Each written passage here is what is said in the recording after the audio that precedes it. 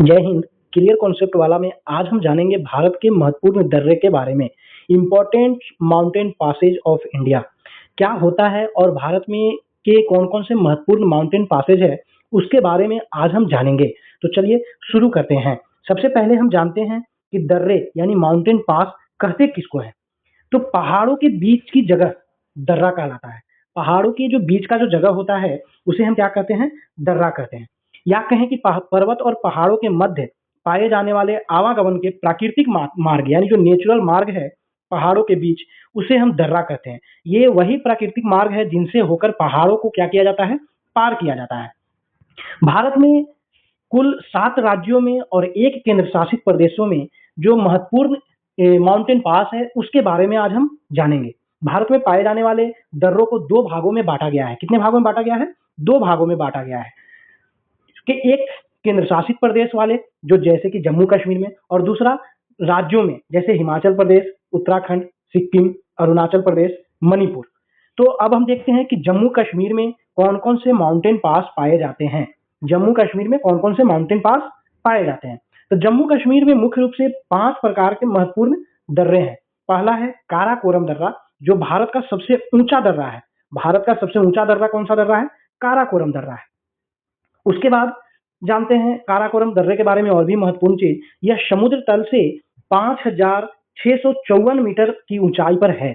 काराकोरम पर्वत श्रेणी में यह आता है। यह जो है पीओके यानी जो पाक अधिकृत कश्मीर है उसको और चीन को जोड़ता है। यानी काराकोरम दर्रा जो है वो किसको किसको जोड़ता है? तो पीओके और चीन को जोड़ता है। उसके बाद नेक्स्ट है जोजिला दर्रा। कौन सा दर्रा? जोजिला दर्रा। इसका भी समुद्र तल से ऊंचाई 3,528 किलोमीटर है। कश्मीर घाटी को लेह से जोड़ता है। यह किससे जोड़ता है?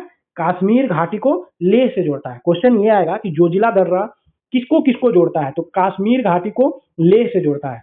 और यह किस पर्वत श्रेणी में है आता है? तो यह जास्कर पर्वत श्रेणी में आता है। नेक्स्ट है पीर पंजाल दर्रा। कौन सा दर्रा? पीर पंजाल दर्रा। पीर पंजाल जो दर्रा है वह पुलगांव से कोठी जाने वाला रास्ता जो है इसी पीर पंजाल दर्रे के बीच में आता है। पीर पंजाल पर्वत श्रेणी में ये पड़ता है। उसके बाद नेक्स्ट है बनिहाल दर्रा।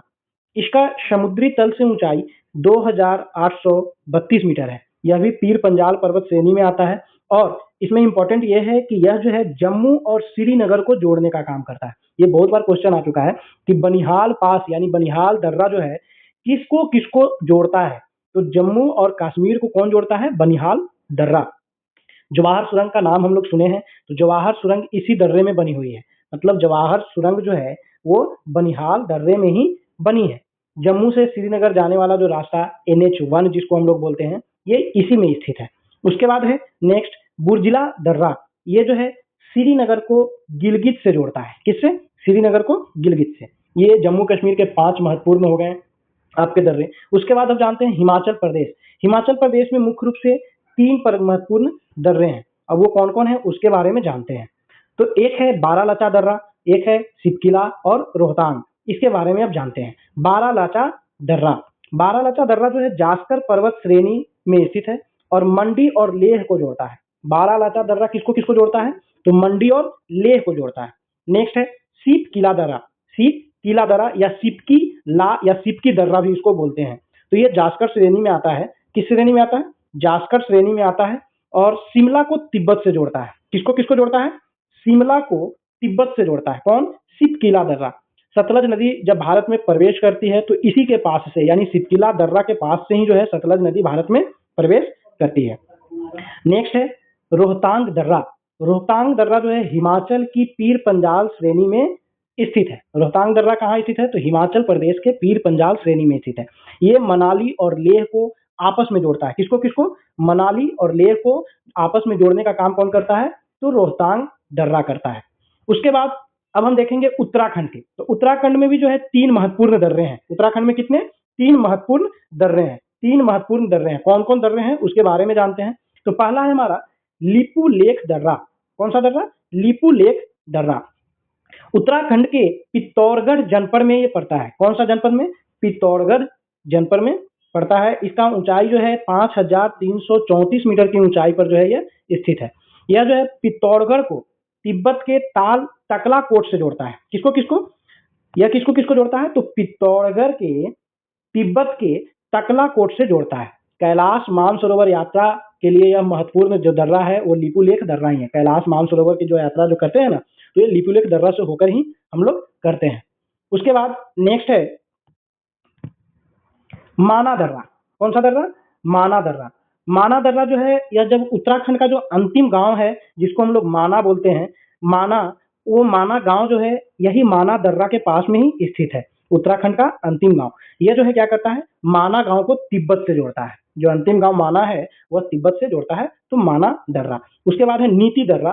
तो नीति दर्रा जो है ये महा हिमालय श्रेणी में स्थित है। उत्तराखंड के महा हिमालय श्रेणी में नीति दर्रा स्थित है। ये उत्तराखंड को क्या करती है? तिब्बत से जोड़ने का काम करता है। यानी उत्तराखंड को तिब्बत से कौन जोड़ता है?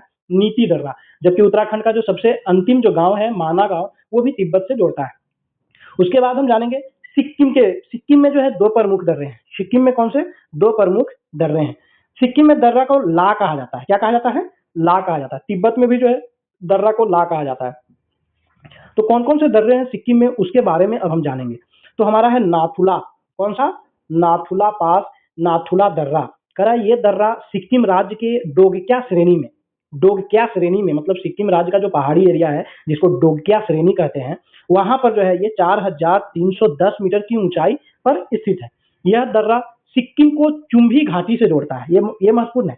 सिक्किम को चुंबी घाटी से जोड़ने का काम कौन सा करता है? नाथुला दर्रा करता है। भारत और चीन की सीमा पे स्थित है, इसलिए यह थोड़ा ज्यादा महत्वपूर्ण हो जाता है। करें कि 1962 के भारत चीन युद्ध के बाद इसे बंद कर दिया गया था।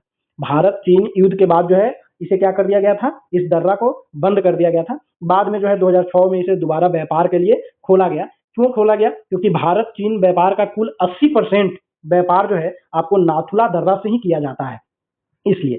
उसके बाद है जेलेपला, जेलेप दर्रा या जेलेपला भी बोलते हैं। तो ये भी जो है सिक्किम में स्थित है और सिक्किम और भूटान को जो है आपस में जोड़ने का काम करता है। सिक्किम और भूटान को आपस में जोड़ने का काम कौन करता है? जेलेपला दर्रा करता है। ठीक है, नेक्स्ट जानेंगे।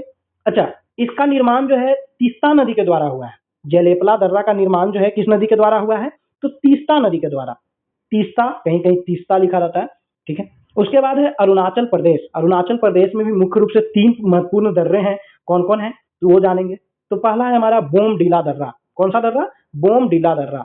बोमडीला दर्रा जो है अरुणाचल प्रदेश के तवांग, तवांग वहां का डिस्ट्रिक्ट है, वहां तवांग और तिब्बत को जोड़ने का काम करता है। कौन? बोमडीला दर्रा। तवांग में जो है बहुत ही प्रसिद्ध बौद्ध मठ भी जो है स्थित है। उसके बाद है बोमडीला के बाद यांगयाप दर्रा। कौन सा दर्रा? यांगयाप दर्रा। यह भारत और तिब्बत की सीमा पर स्थित है। ब्रह्मपुत्र नदी जो है भारत के इसी के पास से प्रवेश करती है। ब्रह्मपुत्र नदी जो तिब्बत से होते हुए आती है वह कौन सा दर्रा से होकर प्रवेश करती है? तो यांगयाप दर्रा से पास से प्रवेश करती है। उसके बाद है दीफू दर्रा। कौन सा? दीफू दर्रा। यह अरुणाचल प्रदेश और म्यांमार के बॉर्डर पर स्थित है। कौन सा? दीफू दर्रा जो है अरुणाचल प्रदेश व म्यांमार के बॉर्डर पर स्थित है। मणिपुर में एक है तुजू दर्रा। मणिपुर में कौन सा है? तुजू दर्रा। क्वेश्चन आता है इसके बारे में, तुजू दर्रा। तो मणिपुर की राजधानी इम्फाल, इम्फाल को म्यांमार से, सॉरी, मणिपुर की राजधानी दिसपुर है। तो ये जो है तुजू दर्रा जो है इम्फाल को म्यांमार से जोड़ने का काम करता है। किसको? इम्फाल को म्यांमार से जोड़ने का काम कौन करता है? तुजू दर्रा करता है। केरल, केरल में जो भी है कुछ महत्वपूर्ण दर्रे पाए जाते हैं, जैसे पालघाट दर्रा, जिसको हम लोग पाल कक्कार दर्रा भी बोलते हैं। पालघाट दर्रा को क्या बोलते हैं? पाल कक्कार दर्रा भी बोलते हैं। यह समुद्र तल से 300 मीटर की ऊंचाई पर स्थित है। कितना मीटर? 300 मीटर की ऊंचाई पर स्थित है पालघाट दर्रा।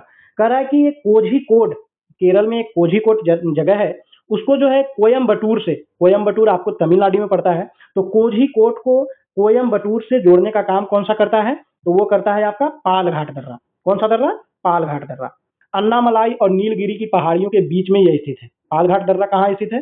तो अन्नामलाई और नीलगिरी की पहाड़ियों के बीच में स्थित है। क्वेश्चन आता है पालघाट दर्रा कहाँ स्थित है? तो अन्नामलाई और नीलगिरी की पहाड़ियों के बीच में स्थित है। मसालों का बहुत बड़ा खेत इधर उगता है, निकाला जाता है।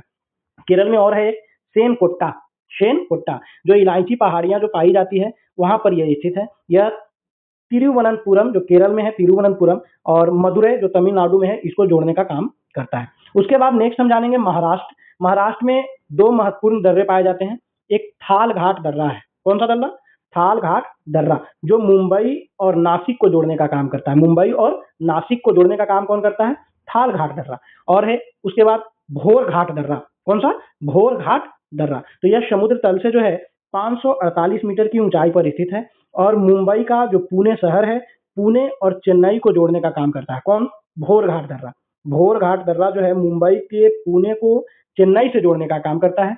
NH-48 मुंबई चेन्नई मार्ग जो है इसी दर्रे से होकर के गुजरती है। तो इस तरह से हमने देखा भारत के महत्वपूर्ण माउंटेन पासेस के बारे में, जो किसी भी एग्जाम में इनसे जो है क्वेश्चन हमेशा आते हैं, 1 या 2 क्वेश्चन हमेशा आते हैं। इसी तरह आप क्लियर कॉन्सेप्ट वाला चैनल से जुड़े रहें। अगर चैनल पर नए हैं तो वीडियो अच्छा लगता है तो लाइक, कमेंट और सब्सक्राइब जरूर करें। धन्यवाद।